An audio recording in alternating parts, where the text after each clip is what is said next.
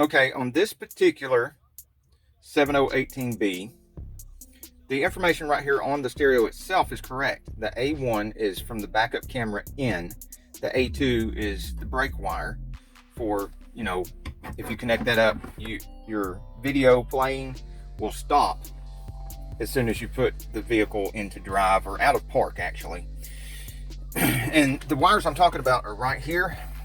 This one in the corner, which if you look on the internet and most YouTube videos, it shows you to connect this up to the backup camera, which I tried.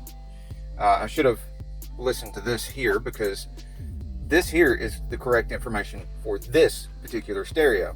And that doesn't necessarily mean it's correct for all the 7018Bs, because I've seen some of the YouTube videos and they do have a 7018B. You see it in their video.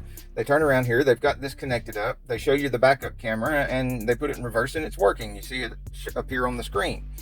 But on this particular 7018B, if you're having trouble and you've watched those videos or yours isn't working, look here and see what this sticker says, because that's what I did. And I hooked up this A1 back in, which is this one right here. It's the pink one, which also, if you look on the wiring diagrams when you Google it, this should not be the backup camera wire, but on this particular model, it is. It's the backup camera wire. And just to make sure you know, right here, well, let's show you what's on the screen first. There's the screen. Foot on the brake, put it in reverse, and bam, backup camera. Woohoo! Yeah, you can hook those trailers up easy now. Check that out. And that is mounted inside the glass. We've still got the screen protector on here, so the display doesn't look as good as it really looks. It's a lot better looking display once you pull that off. Also, I need to clean the glass on the back window.